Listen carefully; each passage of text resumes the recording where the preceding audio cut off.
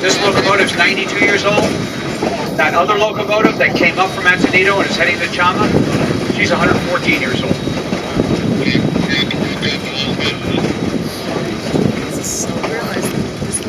Anybody from Colorado on board? In addition to me. Our state flower is the blue columbine. They've already bloomed, but here in this rock outcropping at high level, there's a clump of columbine that grows right out of the rocks. And they've already bloomed. I'll show it to you on the right here. There it is right there. Right there.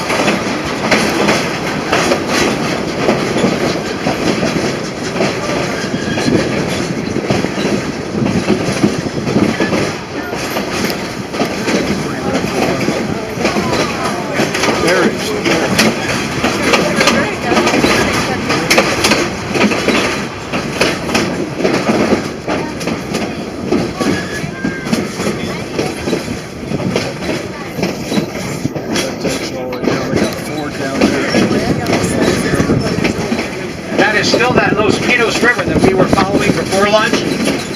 We'll follow it almost all the way to Antonito, but we'll lose sight of it at some point. Okay. And again, the only way to cross the river is down in the river, right there. You can see it where it crosses. There's no bridge. Just a ford. What's the name of that river? It's the Rio de los Pinos, River of the Pines. Look to your left. See the volcanic face up here? Watch your hands on the left. Don't stick them out. Watch how close the rocks got to the track back there. Notice those pock marks? They're not made by rock peckers. Those are gas bubbles. When the ash started to cool and started to solidify, the gas evaporated, leaving those pock marks.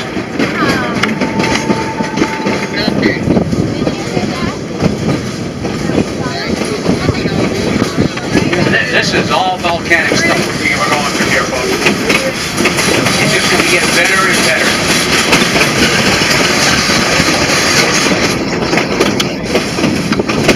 On your right is one of my pet peeves about people who don't respect the land they own.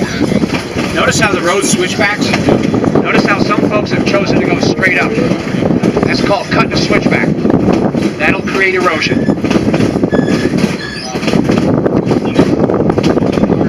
Country, don't do that.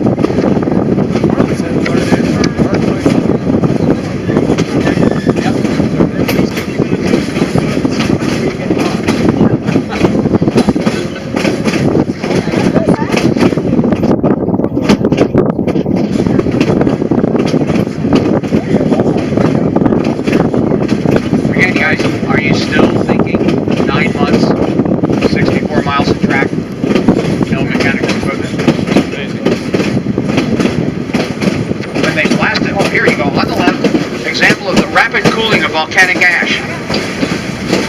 Columnar jointing right there, see it? I'll show you a lot more of it in one place coming up shortly. That's the closest we get.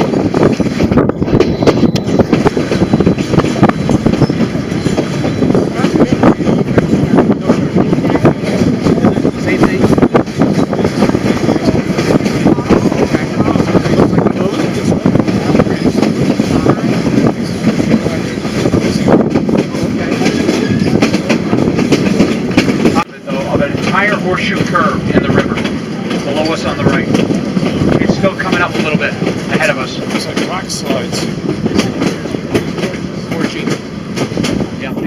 geology. That's a technical term. Okay. Are we in New Mexico? Okay. It's warmer already. Yeah.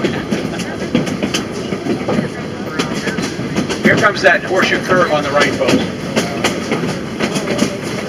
There will be a break in the aspen coming up in about 20 feet on the right. Here it comes, right there. There goes your, oh, it's smoking first. There it is, there's the horseshoe curve. We saw the column there jointing right next to the tracks on the left. Look up to the left here. Look at the way this stuff is coming out of this hillside at every angle you can imagine. And then look what happens when erosion takes over. This is the same kind of process that formed the Devil's Tower in Wyoming.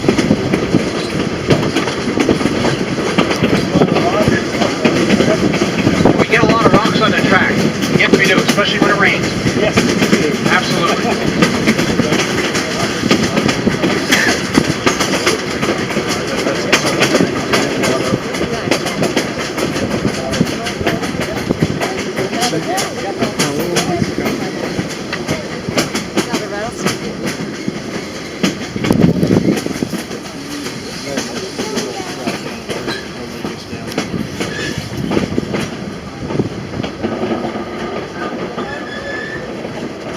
Here comes your first really good view of the Toltec Gorge ahead of us on the right.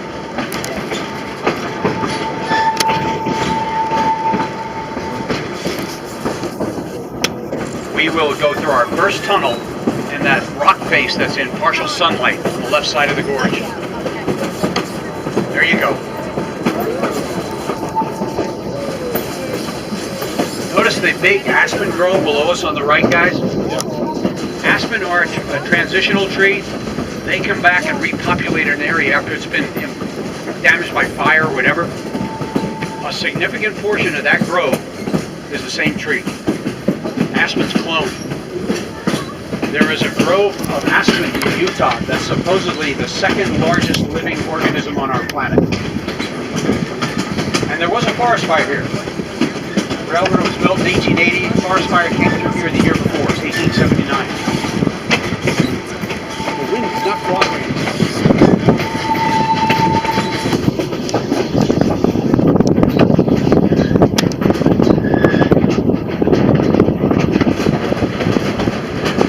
There's the more spectacular one down in the trees. Okay, that's the warning whistle, folks, for the first tunnel. A couple things happen in rapid succession here. You heard the warning whistle. There'll be a track device over the tracks, which is nothing more than an inverted U of pipes with little ropes hanging on it. That is called a telltale. And if you were a crew member on a boxcar, on a freight train, it was much better for that dangling rope to hit you in the head than the solid granite wall of the tunnel coming up.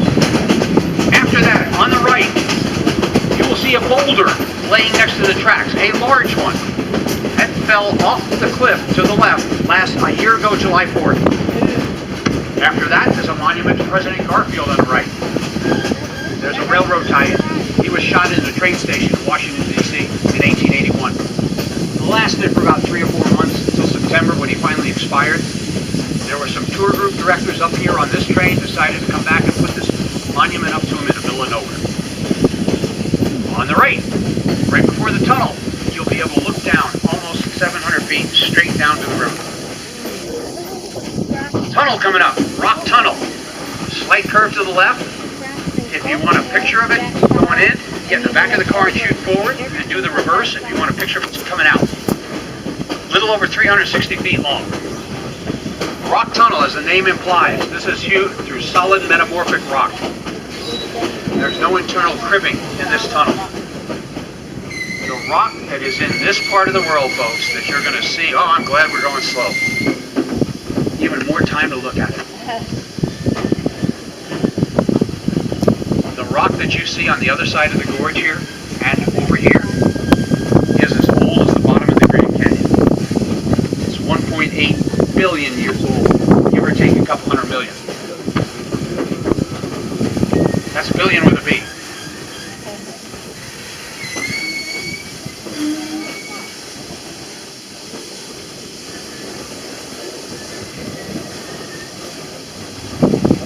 place on the railroad we have exposed metamorphic rock.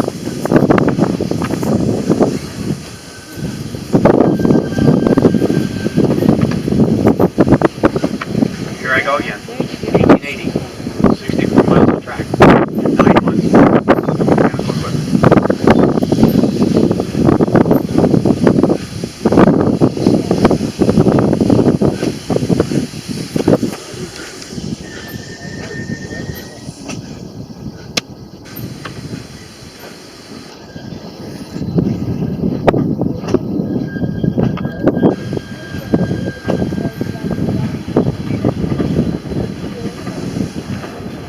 Is that your father-in-law in the right seat? Is it Jose? Okay.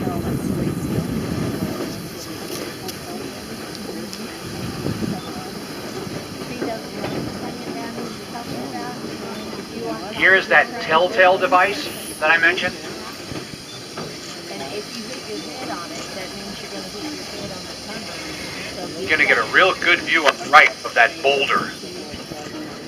Rather large rock that fell off the cliff. We'll even be able to give you I'll show you where it came from.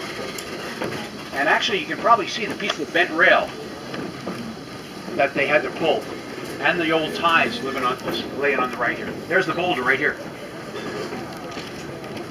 There's the bent rail. There's the monument to President Garfield. And that boulder came from right up here. Right, what is now a cleft right here. That's where the boulder came from. And here comes your view on the right, almost 600, 700 feet straight down to the river.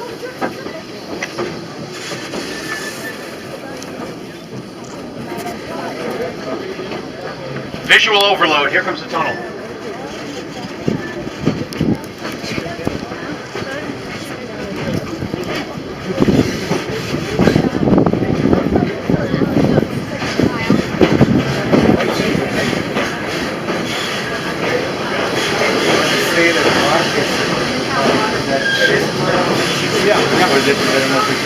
Well, the schist sure is nice. Yeah, there you go. That's what I was thinking. There you go. Can you see the muscle light? Yes. Any structure. Yeah. Yes, sir. Yes. I'm sorry, what?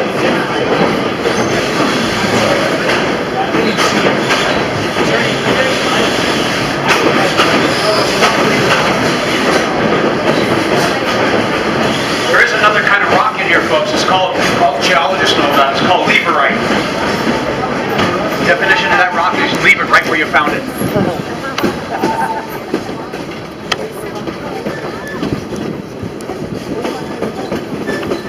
Here's the telltale on the other side of the tunnel. And you're going to get some really pretty views on the right through the trees and some of the clear of the canyon we're going to be going along. In fact, if you look on the cozy hillside, about 3/4 of the way up, there's a horizontal line. That's us. That is the canyon of the Rio de los Pinos on our right.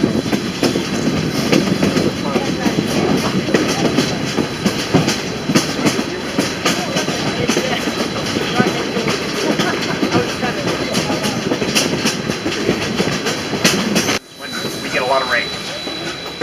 And we're talking about last week. We got a lot of rain. The slow order is because the railroad has determined that a safe operating speed is less than normal. Yes, sir. Here comes Calico Cut. You will see how much soil has been pushed by the railroad across the tracks to the right when we get there. Remember those section houses we talked about? There used to be one right there where that looks like a rock foundation. Behind us on the right.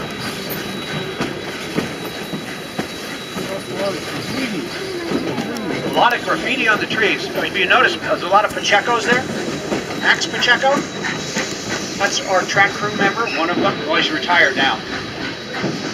We have to believe they were doing this on the clock.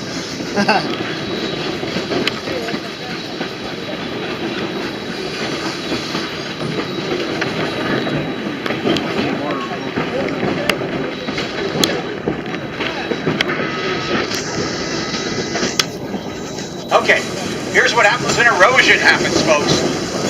Look at this. A lot of this soil on the left and this berm on the right is within the last 2 weeks. Wow. Okay?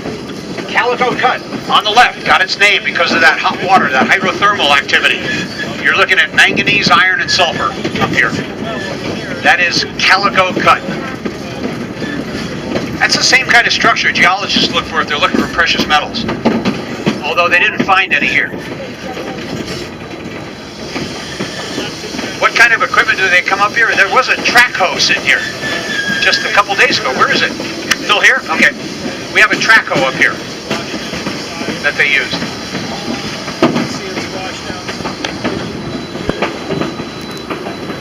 It wouldn't take much at all for it comes down.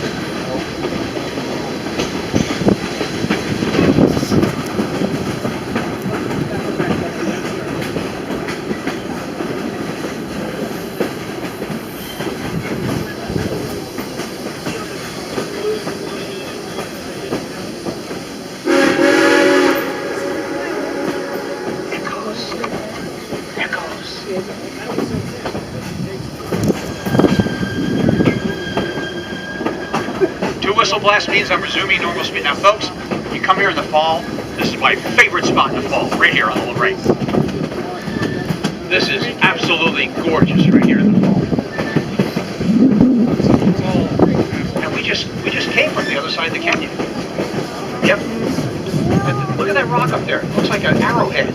Pointed straight up. Where? We were right under it. This rock is volcanic. Notice it's not rounded, it's jagged. This has all been expelled from a volcano. The volcano that expelled this is 30 miles away. We talked about rocks coming down. Check out this cut we're going to go through here. Quite honestly, ask yourself, what's holding them up there, especially on the left? They're not as big as the other ones, but check it out. Now your head's going to have to be on a swivel for the next mile. There's stuff everywhere. Look at some of these rocks up here.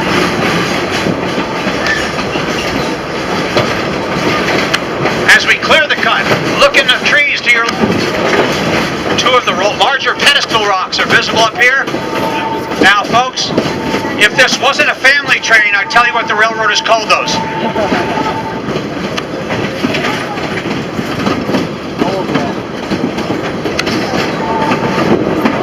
Alright, get ready. Beautiful volcanic dike above us to the left. Little mini pinnacles on it. When you're finished looking at that, turn around and look behind you. Look at the size of the boulder trapped in the rock face up here. Then look at all the weird foundations below us. Formations below us, rather. I'm sorry. This is like going to Bryce Canyon.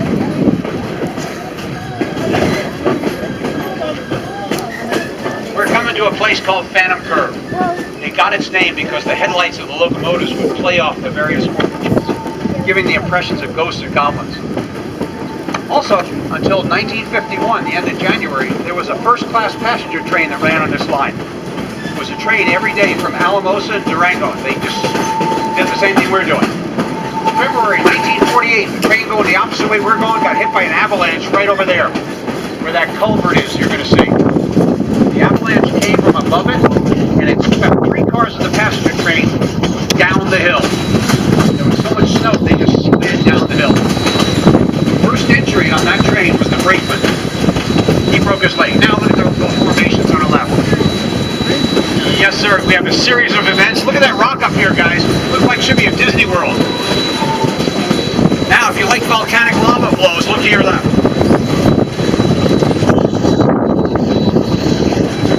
This is one place you would not like to have been when it happened. But we weren't here.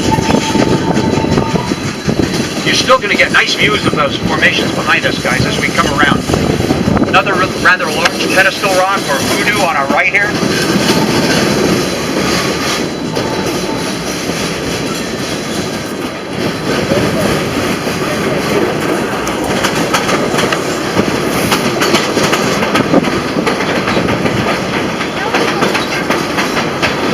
Here's where that avalanche hit the train. Avalanche came from our left. That culvert is on our right. That's where the cars slid down. That was 1948.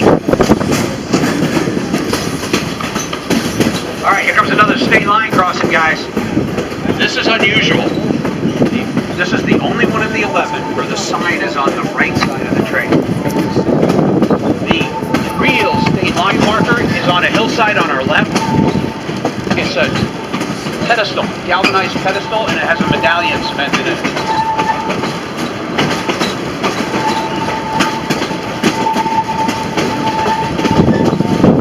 It's whited out. I guess New Mexico doesn't exist anymore. There's that real state line marker.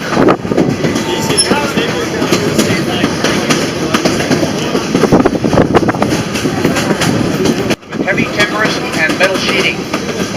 At one point in time in the railroad's history, the cribbing caught fire and the tunnel collapsed. That was in the 19-somethings. So the railroad built a temporary road around the hillside. It's known as a shoe line. So they could continue to traffic. But the roads were too tight, so they had to use oxen teams to haul the cars around until they repaired the tunnel.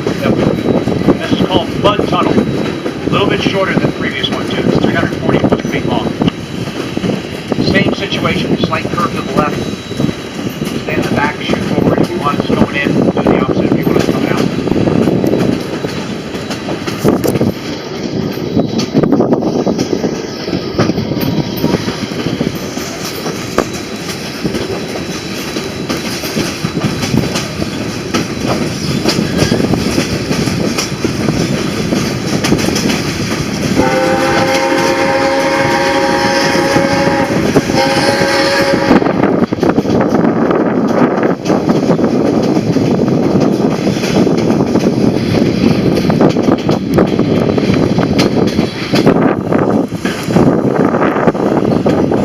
That's the warning whistle for the tunnel, folks.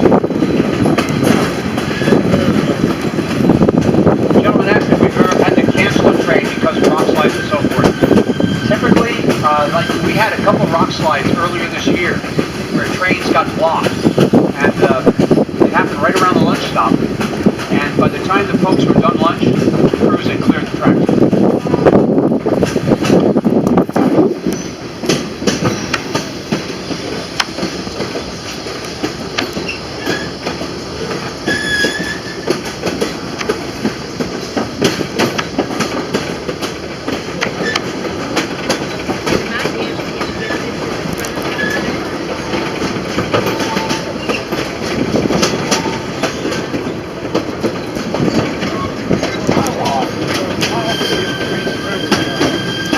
Change railroad ties? Good question. Let me get through the tunnel and I'll explain the whole situation to you. Tunnel's coming up. You will very clearly on the right hand side see the shoe fly heading away from us on this side of the tunnel. It's not nearly as visible on the other side.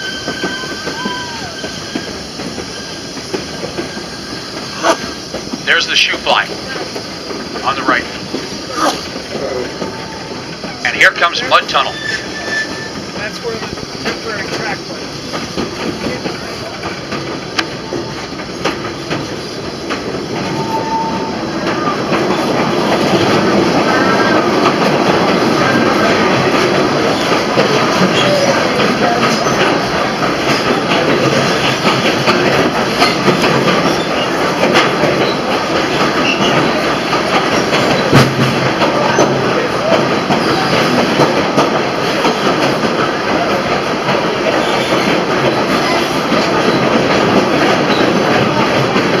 On this side of the tunnel is not nearly as obvious. It'll be on the right. Looks like a faint hiking trail heading away from us. There it is. The gentleman asked me about the tie changing on the railroad. For the sake of argument, let's assume our railroad is 164 miles long. There is a tie every 26 inches where they're supposed to be. That means there's 168,960 ties out here. If you can replace 4 to 5% of those a year, you're doing well. It's a never-ending process because you don't go and take a whole bunch of them in a row. You take every 4th, 5th, or 6th time. And we pull them by hand, don't we? Just drag them out with the backhoe.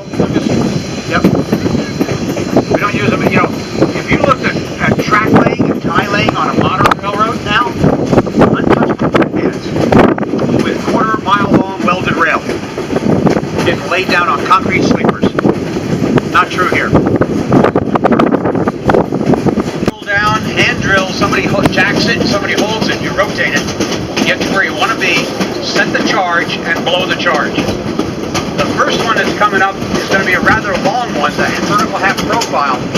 But at the top of it, we're not there yet. At the top of it is the entire 360-degree circumference for the top foot. We're not there yet. What's interesting about this cliff, I swear it's more than 90 degrees. And not only that, look at the size of that insect up there.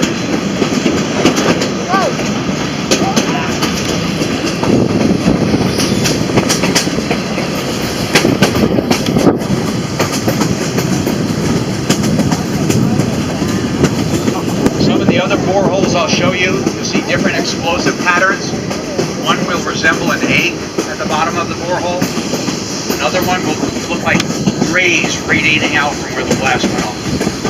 Those will all be to our left.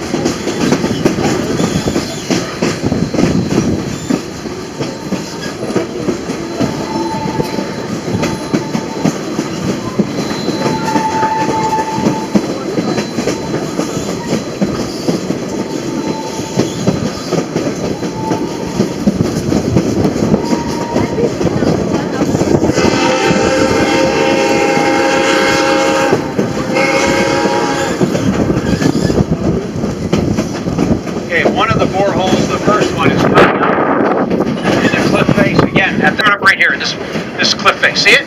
See way up on top? Oh yeah. You see the whole circumference. Apparently, from folks who know about this stuff, who do blasting, volcanic rock is no fun. It's not very stable when you blow it. You don't know what's going to happen.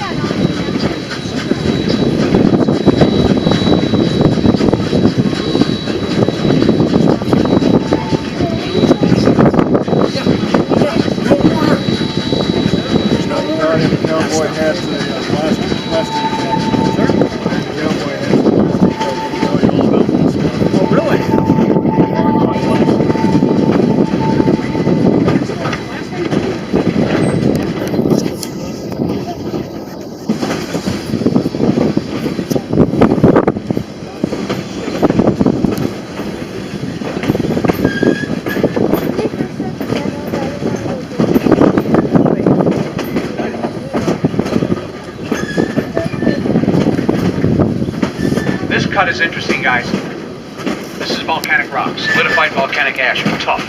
What I find really intriguing is how vegetation somehow finds enough nutrients to grow out of the rocks and in some cases actually flourish in this environment. Other boreholes coming up. It'll be on the left. It'll be right about eye level. This is the one where it's about 4 feet long. And at the bottom is the rays radiating out from where the blast went off. It's coming up in a little bit. We're not quite there yet.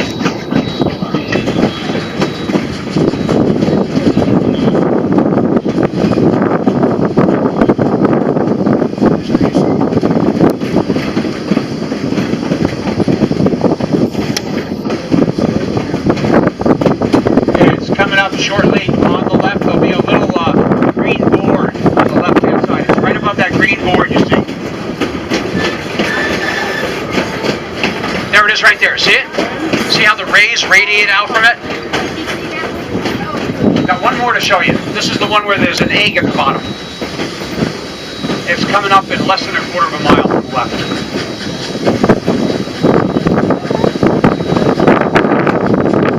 A gentleman wants to know why there's a little black box on the tender with windows in it.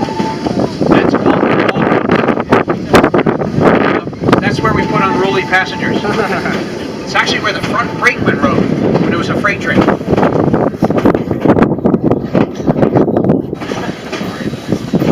Alright, on your left in a couple of rock faces. This is a very long half profile. profile of a borehole, and at the bottom you're going to see an A. Watch out. We're not there yet. We're slowed down significantly.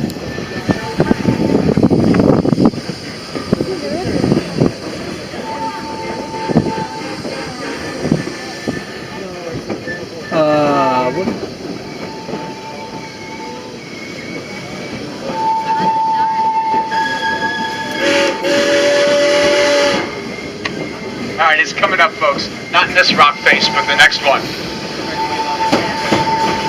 There you go. See the vertical borehole? See the egg at the bottom? And now's a beautiful view of Los Pinos Canyon on our right. Actually, you guys are seeing the San Luis Valley out there, our destination. That ridge line out there is the Sangre de Cristo Mountains, or the Blood of Christ Mountains. Antonito is out there somewhere.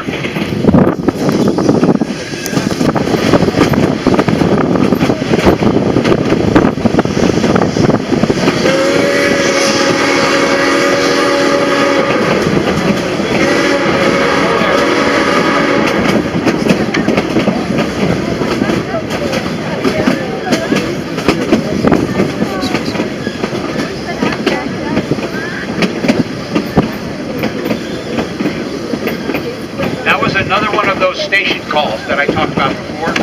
This time we are stopping. The response was 3 shorts. What I will be able to show you guys, and again you're going to get a brief glimpse off to the right, about 100 yards out. We talked about using black powder, not dynamite, when they built this railroad. There's a powder magazine set into a hillside out here, and it's a masonry structure about 12 feet square. It's got a big wooden door on the front that's actually 12 inches thick. The door is open. You'll be able to see it, but for a short period of time, unless we get Jose to slow down.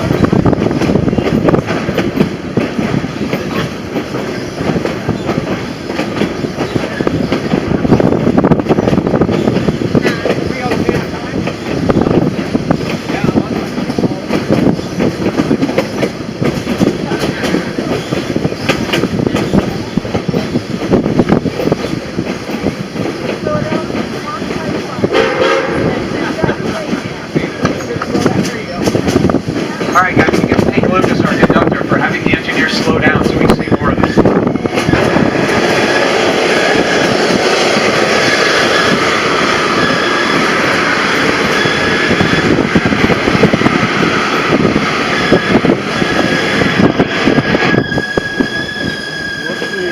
It'll be visible on the right. There'll be a break in the aspen trees and we'll be able to look straight out. It's about 100 yards out at eye level. Set into a hillside.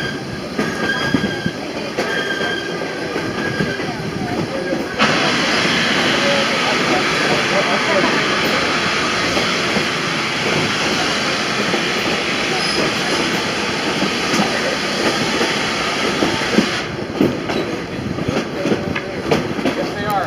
Yes, sir.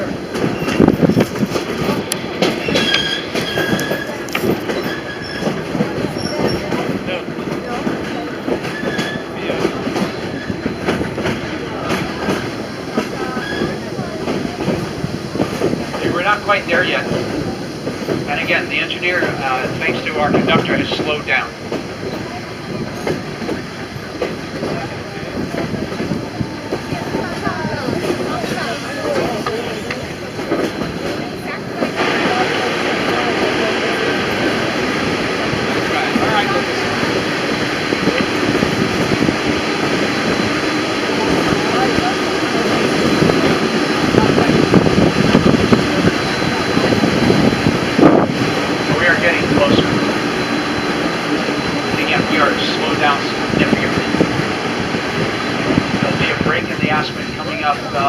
Shortly, about 50 feet. Look out on the hillside out there. See it? Oh yeah. It's a masonry structure with that wooden door on the front. What's interesting about it, folks, is the roof of that structure is aspen logs with galvanized tin and earth. When I mentioned that, a gentleman who knows about such stuff said, have you never heard the term blow up or blow your top? Those structures were built that way, so that if there was an explosive event, unless you happen to be in there when it happened, the roof blew off. Easy to replace than the whole structure.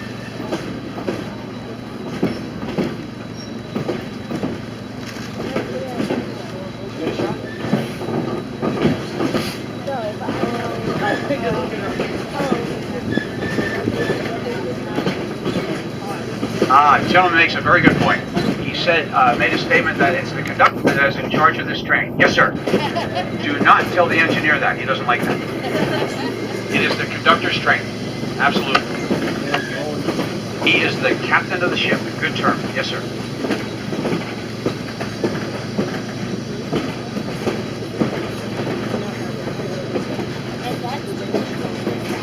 And that's the gentleman who was just out here? Yes, ma'am. Yep.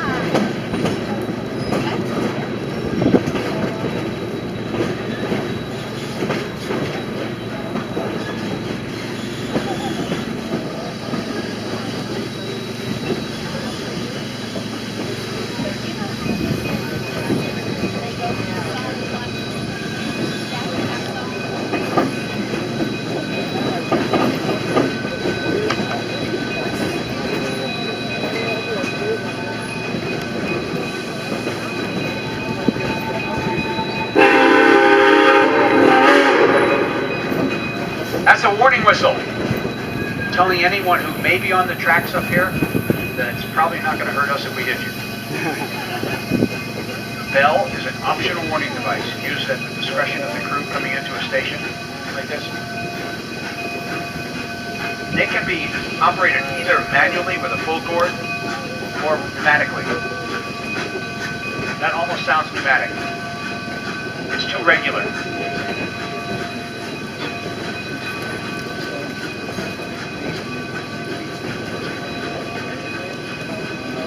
Gentlemen noticed that we were stopped at Osier and there was a device on top of the boiler that had a wispy white plume coming out of it. That's the steam dynamo. That creates the energy, electricity for the lights in the cab. And the headlight. Thank you. Yes, sir. Absolutely. No beautiful wooden water tank. Utilitarian water plug on the left. There used to be a beautiful wooden water tank right here on our right. This is a half of a car body used as a tool shed. That's a coal bunker right there. Coal shed. Do you notice how the studding's on the outside? When you're in there shoveling coal, you don't have to worry about cutting around studs. We are stopped.